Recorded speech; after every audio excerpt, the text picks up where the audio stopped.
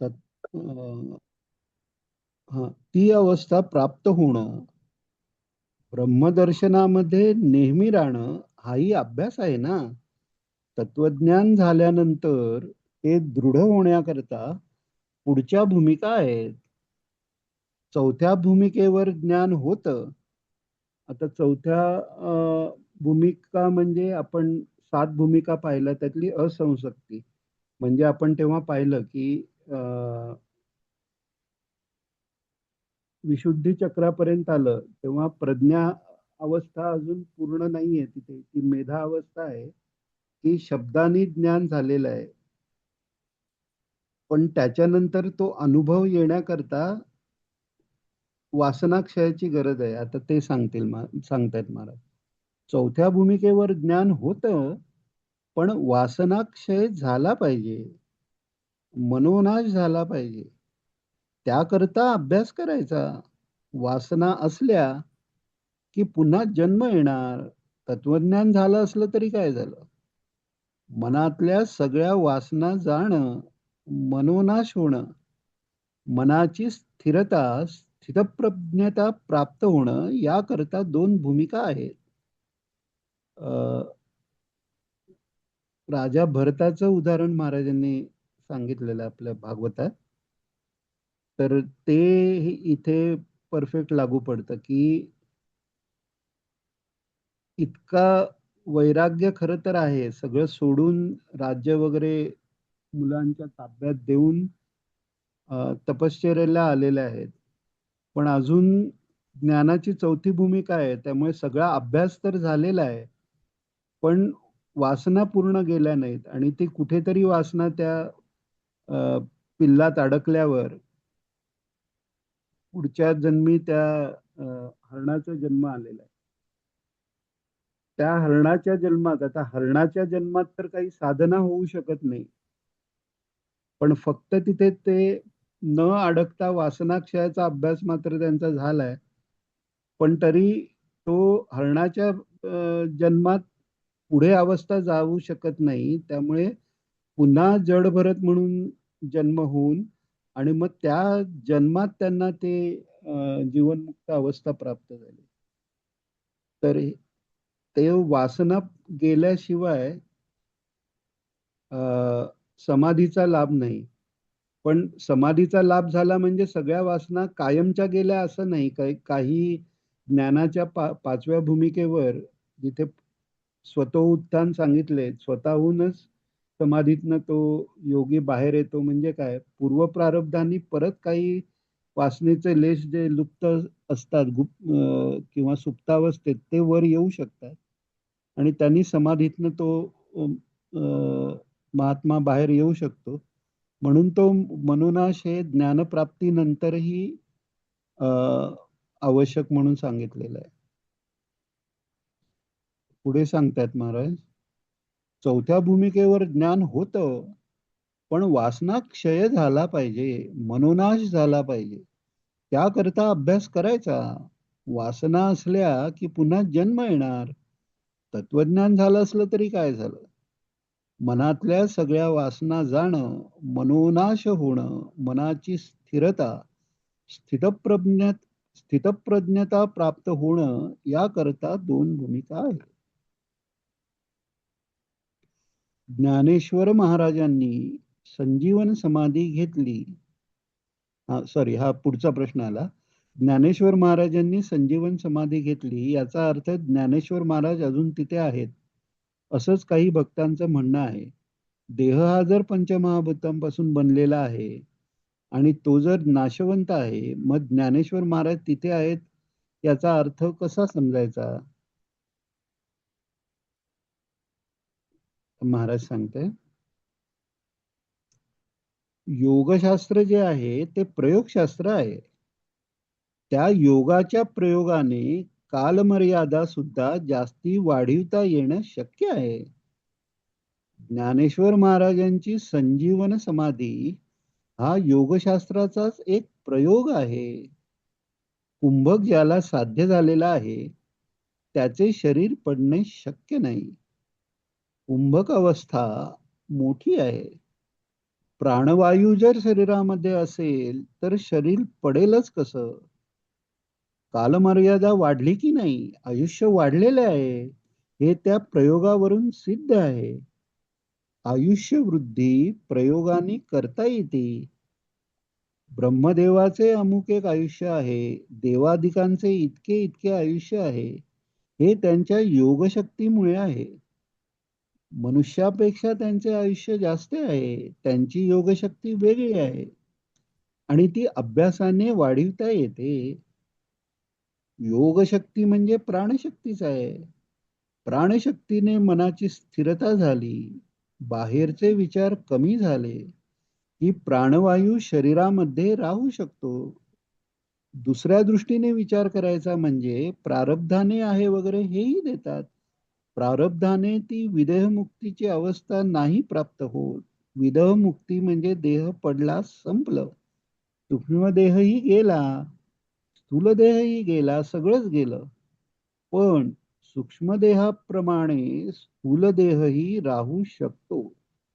जर प्राणवायू स्थिर झाला असेल तर. केवल कुंभक झाला तर फार मोठी समाधी अवस्था आहे. शास्त्रावर जर विश्वास असेल तर शास्त्रीय प्रयोगांनी या शक्ती वाढणं शक्य आहे असं मानायला काय हरकत आहे? येथे समाधी लावून बसायचे असा जर त्या योगाचा निश्चय झाला तर प्राणवायू स्थिर होऊ शकतो. नाथ महाराजांना दर्शन देऊन त्यांना टोचणारी मुळं काढायला सांगितली. ईश्वराच्या शक्तीमुळे हे सर्व होतंय. ज्ञानेश्वरांच्या जवळ योगशक्ती आहे, भक्ती आहे, ज्ञान आहे, सर्व शक्तीच आहे ना, त्यामुळे हे होऊ शकते. आमच्या शक्तीची परिमित अवस्था पाहून आम्हाला या शंका येतात. हे कसे शक्य आहे? शरीर कसे राहील? पण चिरंजीव लोक आहेत. मंत्रशक्तीने, आयुर्वेद, रसायनशास्त्राच्या साह्याने, योगशास्त्राच्या अभ्यासानेही, प्राणायामादिकांनी ईश्वराच्या कृपेने शरीर चांगले बनविता येते आणि ते दृढ टिकवताही येते.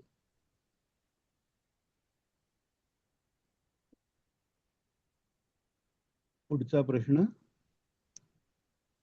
ईश्वराचे शास्त्रकारांनी कसे वर्णन केले आहे? ईश्वराचे तीन प्रकारे शास्त्रकारांनी वर्णन केले आहे. सर्व कर्मांचा मी भोगता आहे. सर्व कर्म माझ्या करता आहेत.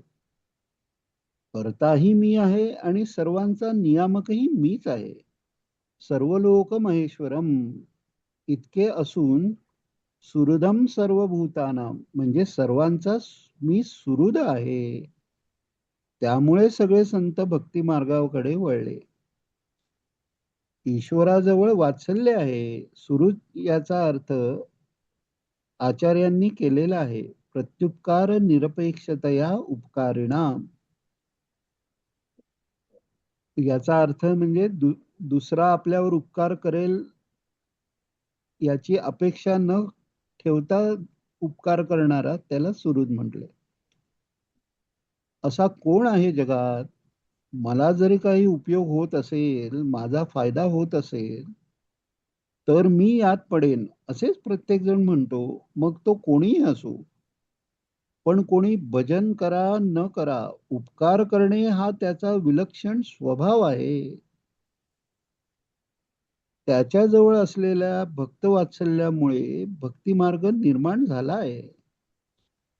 संत सुद्धा तसेच आहेत ना. ते देवाजवळ काहीच मागत नाहीत. सर्व वासनांचा क्षय हे भक्तीचे आणि ज्ञानाचे फळ आहे. ईश्वर जसा निरपेक्ष आहे तसा भक्तही निरपेक्ष होऊन जातो. त्याचा वासना क्षय होतो म्हणजे शेवटी त्याच्या भक्तीचे पराभक्तीत पर्यवसान होते. हे ईश्वराच्या भक्तीचे फल आहे. पुढचा प्रश्न. मध्ये कोणाला काही विचारायचं असेल तर थांबवा हा मध्ये. पुढचा प्रश्न. नेहमी असं वाटतं. दादा मला एक विचारायचं होतं. हा, विचारा. नाही, अगदी म्हणजे तो मगाचा संदर्भ झाला. जेव्हा हो. तुम्ही स्वप्नाचं वर्णन सांगत होतात, की स्वप्नात आपल्याला एखादा कर्जदार, तर आपण कर्जदार नसतो त्याचे. हा. पण जेव्हा एखाद्या वेळेला आपल्या स्वप्नामध्ये एखादे संत आले, तर हो. ते आपण काय धरायचं त्याचा अर्थ? की ध्यानी मनी ते स्वप्ने दिसे आपण असं म्हणतो कधीतरी. हो. पण कधीतरी आपल्या मनात तो विचारही नसतो. आपली उपासना झालेली असते किंवा नसते. हो. हो. पण जर का स्वप्नात तुम्हाला संत पुरुषांचं दर्शन झालं, तर ते कशा अर्थाने घ्यायचं आपण? खूप चांगला प्रश्न विचारलात, कारण बऱ्याच जणांना हा प्रश्न पडतो. मगाशी ते उदाहरण देतानाच थोडस ते एक्सप्लेन केलं खरं. तेव्हा पण मला वाटत होतं जरा डिटेलमध्ये जावं, पण तो विषयापासून जरा बाजूला गेलं असतं म्हणून सांगितलं नाही. की मगाशी आपण बर. काय म्हटलं, त्या हा. स्वप्नात असताना बाहेर म्हणजे जागा असलेला कोणीतरी आपल्याला हलवतो किंवा बरोबर आहे. हाक मारतो. असं कधी कधी हा. होतं ना स्वप्नात. म्हणजे लहानपणी मला असं बऱ्याच वेळा व्हायचं की स्वप्नात काहीतरी चाललंय आणि तेवढ्यात आई हाक मारते आणि मग जाग यायची तर आई खरंच हाक मारत असायची. तर तसं आपले बर. सद्गुरू, आपली गुरुमाऊली जी आहे, ती हा. त्या आपल्याकरता त्या स्वप्नात येऊन आपल्याला त्या स्वप्नातनं बाहेर पडण्यासाठी काही उपाय देऊ शकते. त्यामुळे कधीही स्वप्नात जेव्हा संत सत्पुरुष महात्मे येतात, तेव्हा ते स्वतःच तिथे असतात. कारण ते रूप असं आहे, ईश्वराचं रूप असं आहे, की ईश्वर या जगात येतो. कृष्ण या जगात आला म्हणजे यात नव्हता असं नाही. सच्चिदानंद रूपाने सर्वत्र आहे. पण जे सगुण रूप आहे, तेही खरं आहे. ते काय मायेचं रूप नाहीये. जसं जागृतावस्थेतले आपण अवतार म्हणतो, तर गुरु पण आपण स्वप्नाचं जाऊन द्या. प्रत्यक्ष भेटलेले गुरु आहेत. कोणी जर म्हटलं हे जग माया आहे, तर हे गुरुचं पण रूप माया. हो. तर संपलंच ना, तो गेलाच. म्हणूनच ते तत्वज्ञान जास्त तयारी असल्याशिवाय ऐकू नये म्हणतात, ते तेवढ्या करताच महाराजांनी पण सांगितलं. तर जागृत अवस्थेत पण जो सत्पुरुष महात्मा आपल्याला समोर दिसतोय, तो पण या जगात असून नसल्यासारखा आहे. म्हणजे मागे आपण उदाहरण घेतलं की जेलमधल्या कैद्यांची मानसिक अवस्था सुधारावी म्हणून समजा एखादा थेरपिस्ट त्या जेलमध्ये आला आणि त्याला कदाचित पोलिसांच्या बरोबर किंवा त्या जे जेलरच्या त्या स्टाफच्या बरोबर त्या अ, आत पण त्या पिंजऱ्यात पण त्या कैदेत पण सोडतात, बाहेरून लॉक लावून घेतात. त्याचं त्याचं काम झाल्यावर तो येतो बाहेर. तो काय त्याला बरोबर. त्याच्याकडे चावी असते म्हणा आणि त्याच्याबरोबर ती माणसं असतात म्हणा. जे काय तो जरी त्या जेलमध्ये आत गेला तरी तो कैदी म्हणत नाही आपण त्याला. तसं जागृत अवस्थेतही संत दिसत आहेत. म्हणून ते फक्त त्या देहापुरते नाही आहेत, तो सच्चिदानंद आहे. आणि तसंच ते तिन्ही अवस्था आणि त्याच्याही पलीकडचे ते असल्यामुळे स्वप्नातही ते येऊ शकतात आणि स्वप्नातही ते गोष्टी सांगू शकतात. एक बाबांचाच अनुभव आहे, वडिलांच्या माझ्या, की एकदा स्वप्नात त्यांना महाराजांनी एक मंत्र सांगितला. साधारण बोटभर लांबीचा असेल. आता हे मला का माहिती, कारण त्यांनी तो अनुभव लिहून ठेवलेला ना, पुस्तकात पण आला असेल बाबांच्याकडे.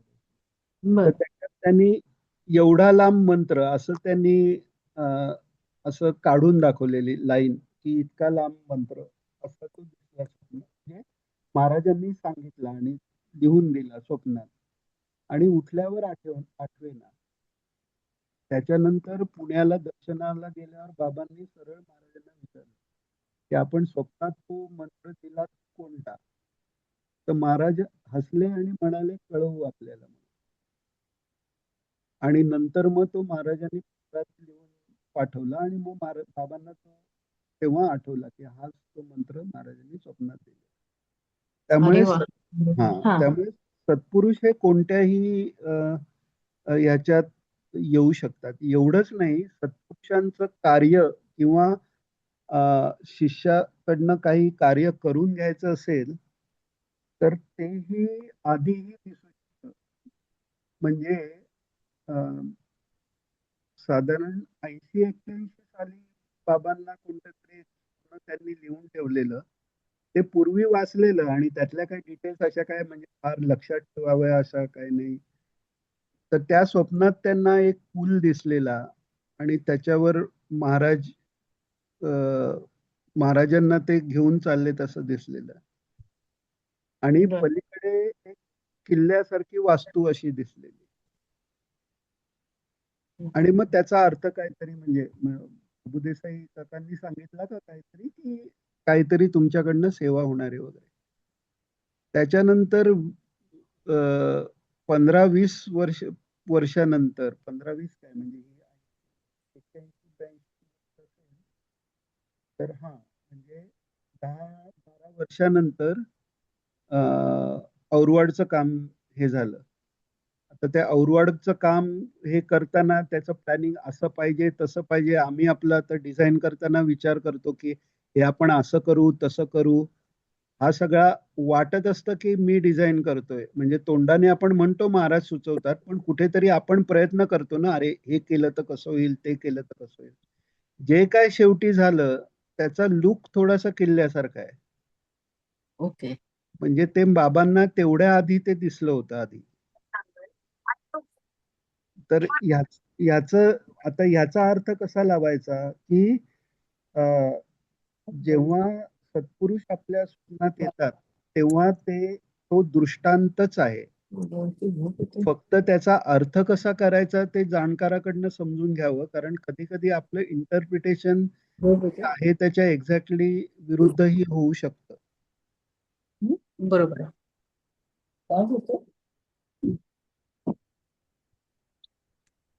अजून काही विचारायचं किंवा नाही नाही. झालं का हो समाधान? हो, नाही, क्लिअर कळलं व्यवस्थित. चालेल. पुढचं वाचूया. झूम झूम युजर कोणाची म्हणजे विदाउट आयडेंटिटी कोण जॉईन झाले त्यांनी माईक थांबा मीच करतो. माईक चालू होता सॉरी. हा तर पुढला प्रश्न आहे. नेहमी असं वाटतं की इतका मूलभूत विचार जर आपल्याला शास्त्रामध्ये सांगितलेला आहे तरी देखील भौतिकाचे आकर्षण जनसामान्यांना इतके का वाटावे? वाट वाटते त्याला काय करणार? दृष्ट पदार्थावर विश्वास बसणं हा काही दोष नाहीये. प्रत्यक्ष प्रमाणावर विश्वास बसणार नाही असं कसं होणार? अनुमान, तर्क, शब्द हे थोडेसे पुढचे आहेत. डोळ्यावर विश्वास ठेवावा त्यांना वाटते ते साहजिक आहे. आता ही दया दृष्टी आहे महाराजांची म्हणजे काय त्यांना कळत नाही, अज्ञानी आहेत असं म्हणत नाहीयेत ते. पुढे सांगतायत महाराज. पण डोळ्यांना दिसणारा पदार्थ खरा असू शकत नाही, हे दुसऱ्या अभ्यासाने पटते. जास्ती काळ दिसणारा, कमी काळ दिसणारा, पण दिसणारा आहे असे लोक म्हणतात. दुष्टम तम नष्टम हे जर पटलं, तर त्याच्या नादी लागण्यात अर्थ नाही हे कळते. एखादा पदार्थ जास्ती दिवस राहतही असेल, पण आज ना उद्या तो जाणार आहे. नित्यानित्य विवेक जर पक्का झाला, तर त्याच्याबद्दल काहीच वाटत नाही. सृष्टीमध्ये असं का होतं, का झालं, याबद्दल ज्ञानी महात्म्यांना काही आश्चर्य वाटत नाही.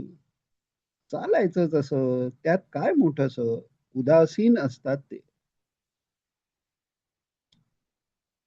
पुढचा प्रश्न. 15वा अध्याय सांगून झाल्यावर 16व्या अध्यायामध्ये दैवी गुण आणि आसुरी संपत्ती सांगितली आहे. याचा अर्थ असा होतो का की हे जे सर्व आहे ते टिकवण्यासाठी कोणत्या गुणांची आवश्यकता आहे म्हणून 16वा अध्याय सांगितला आहे का? महाराज सांगतात दैवी प्रकृतीचा उपयोग त्याकरताच आहे ना.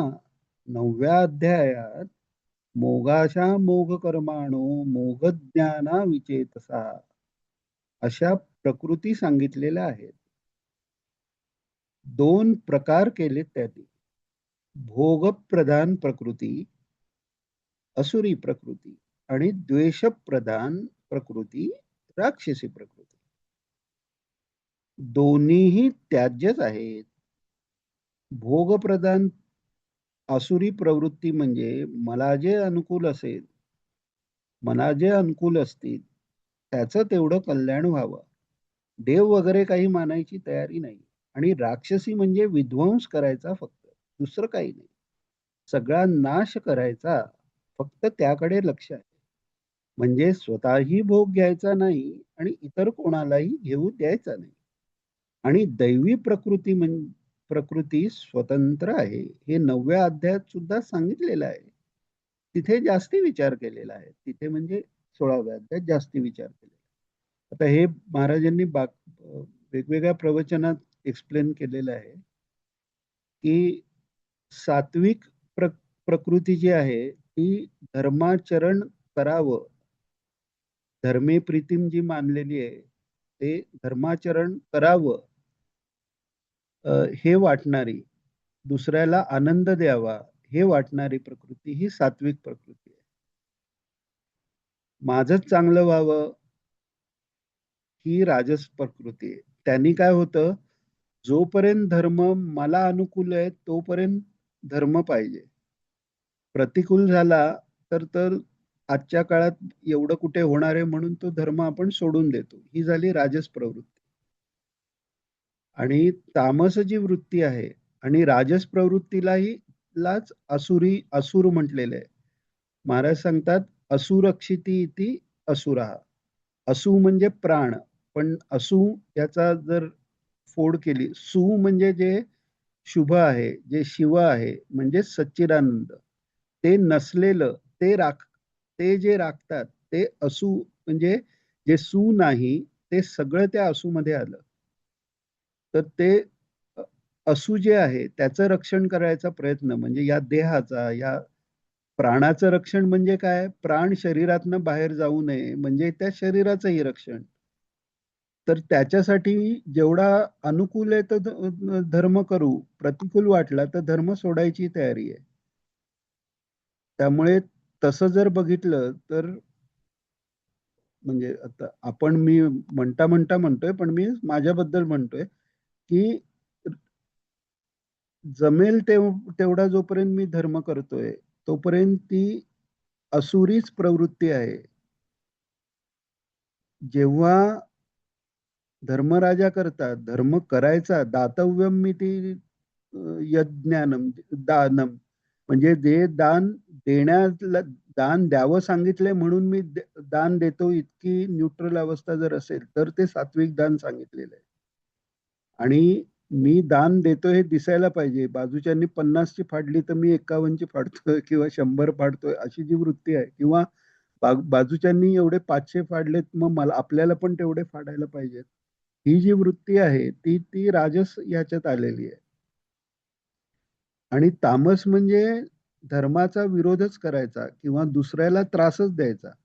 म्हणजे सत्वप्रवृत्तीत सगळ्यांना आनंद देण्याची वृत्ती आहे. रज प्रवृत्तीत मला आनंद मिळायला पाहिजे, मग दुसऱ्याला आनंद मिळो किंवा न मिळो, माझ्या आनंदात जे सहभागी होणार आहेत त्यांना आनंद मिळाला तर चालेल, पण जे नाही होतात त्यांना नाही मिळाला तरी चालेल, मला मात्र आनंद मिळायला पाहिजे. ही राजसिक वृत्ती, आसुरी वृत्ती. आणि तामसिक वृत्ती म्हणजे मला नाही मिळाला तरी चालेल पण दुसऱ्याला मिळून देणार नाही आनंद, ही राक्षसी प्रवृत्ती झाली. तर महाराज सांगतायत दोन्हीही त्याज्यच आहेत. भोगप्रधान आसुरी प्रवृत्ती म्हणजे मला जे अनुकूल असतील त्यांचं तेवढं कल्याण व्हावं, देव वगैरे काही मानायची तयारी नाही. आणि राक्षसी म्हणजे विध्वंस करायचा फक्त, दुसरे काही नाही. सगळा नाश करायचा फक्त, त्याकडे लक्ष आहे. म्हणजे स्वतःही भोग घ्यायचा नाही, इतरही कोणाला घेऊ द्यायचा नाही. आणि दैवी प्रकृती स्वतंत्र आहे, हे 9व्या अध्यायात सुद्धा सांगितलं आहे. तिथे जास्ती विचार केलेला आहे. पुढचा प्रश्न, त्या दैवी गुणांकडे वळावंसं वाटणं हे देखील पूर्वसुकृतावर अवलंबून आहे का?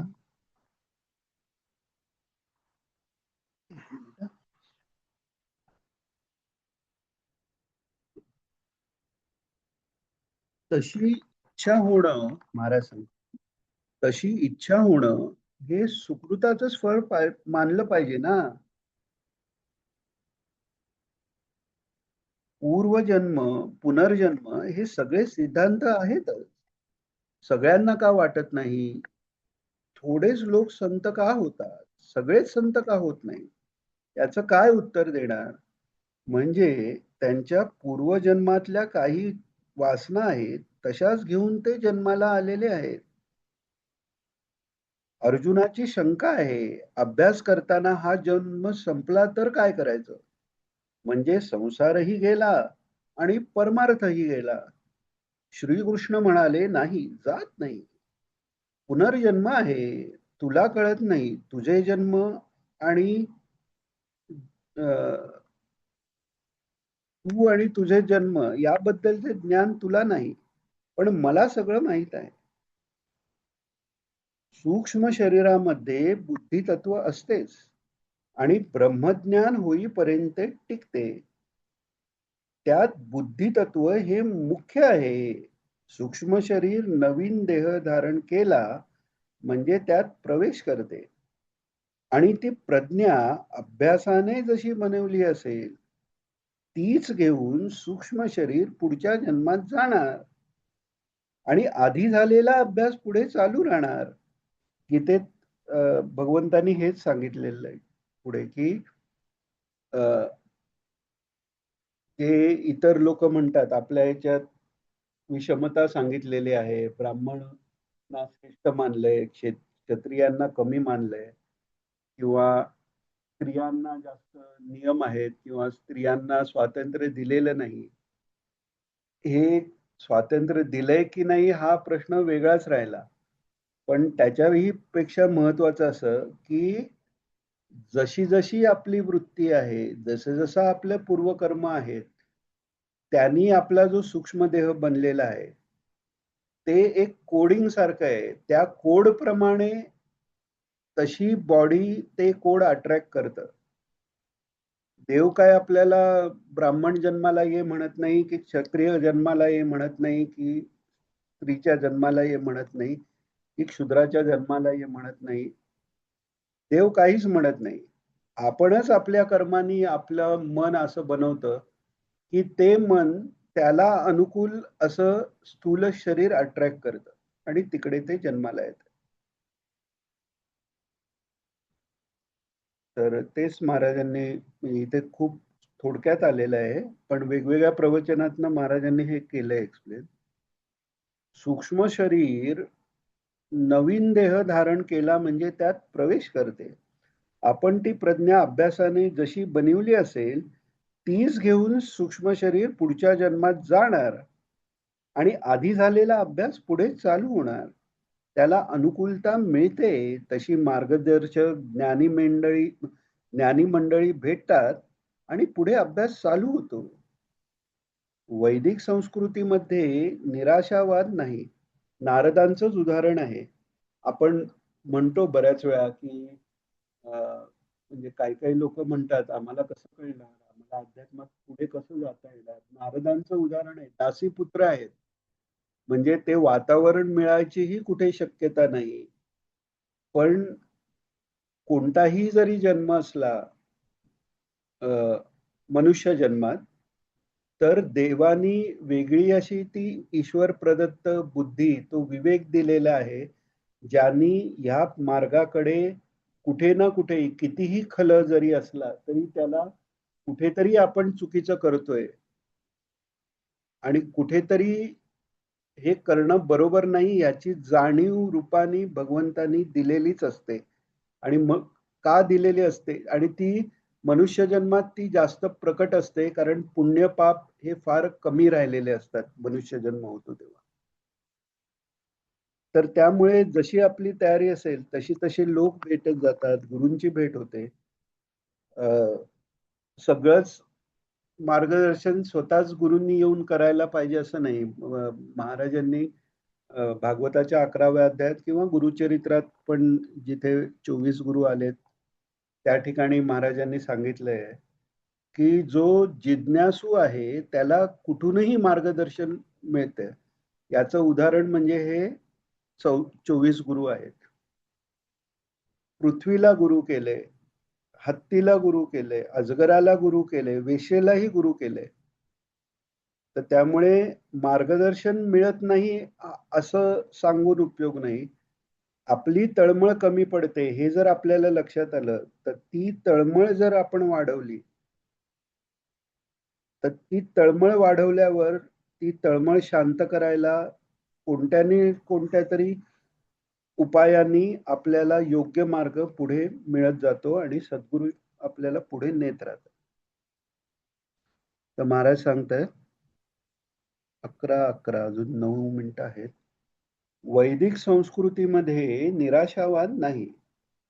आपण केलेलं फुकट गेलं असं वाटलं तर नास्तिक्य बुद्धी उत्पन्न होऊ शकते.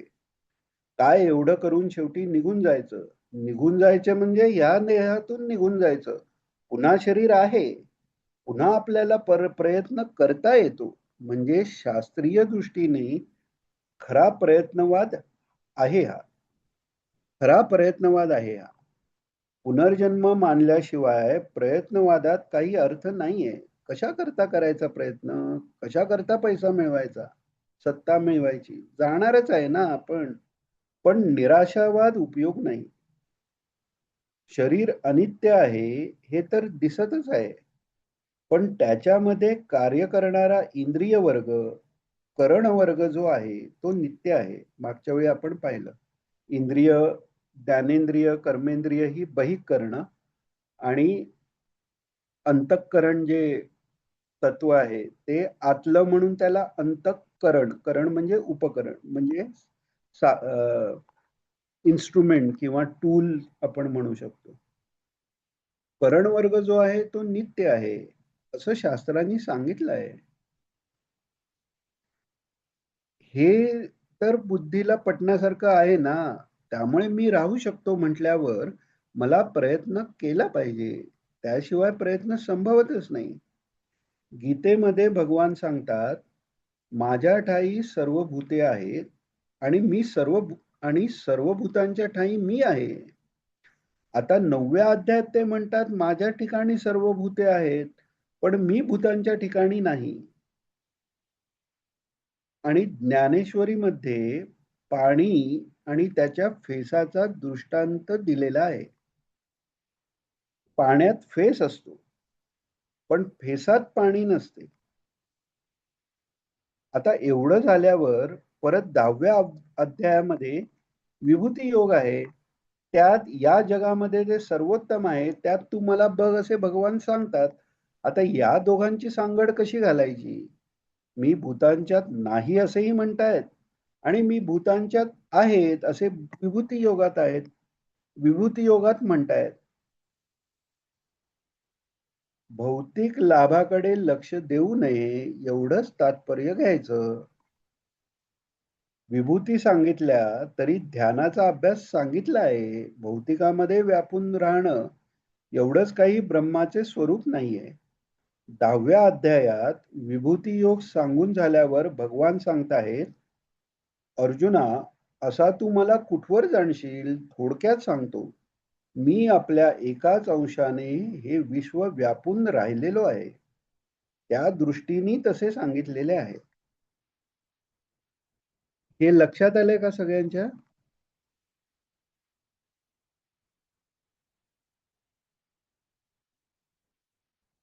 आलेलं दिसतंय सगळ्यांना. पुढचा प्रश्न घेऊया ना. हा, अजून आहेत 5-6 मिनिटं. अजून एक प्रश्न घेता येईल.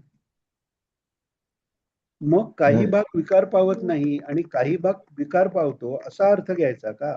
अभ्यासाच्या दृष्टीने आहेत ते. एकदम सर्वव्यापी सर्वत्र ईश्वर आहे हे कसे समजणार? म्हणून भौतिक ठिकाणी आहे, अमुक आहे असं म्हणतात. शेवटी तेही सोडून द्यायचं. शुद्ध सच्चिदानंद स्वरूप परमेश्वर आहे, तिथं स्थिर राहायचं.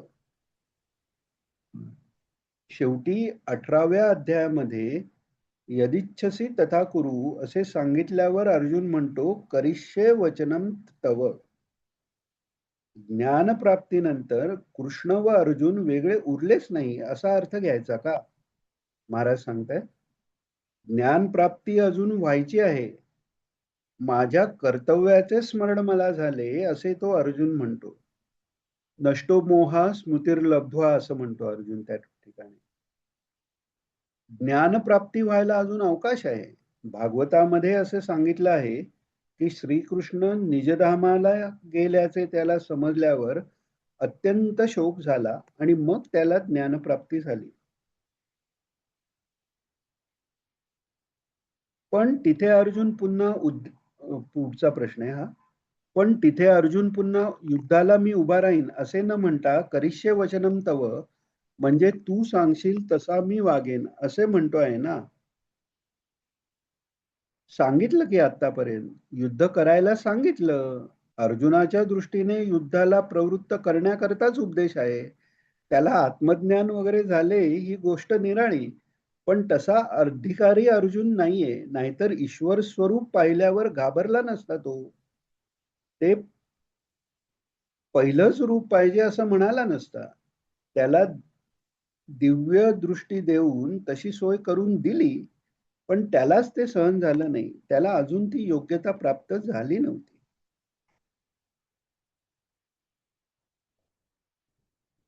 पुढचा घेता येईल कदाचित. 3च मिनिट आहेत. काय करूया, मला वाटतं थांबूया, पुढचा नाही घेऊ. थांबूया. हो हो हो. कोणाला काही विचारायचं आहे?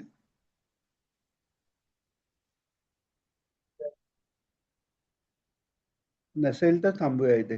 नंतर पण विचारलं तरी काही हरकत नाही. म्हणजे हा. जास्त जर कन्फ्युजन झालं असेल आणि काय विचारायचं सुचत नसेल तर नंतर विचारलं तरी हरकत नाही. Okay okay. आज आपण थांबूया. हा. 47व्या नाही 46व्या पेजवरचा सेकंड लास्ट पॅरा, म्हणजे शेवटचा प्रश्न. इथे आपण आज थांबू. गुरुदेव दत्त. गुरुदेव. नमस्कार करू. गुरुदेव दत्त.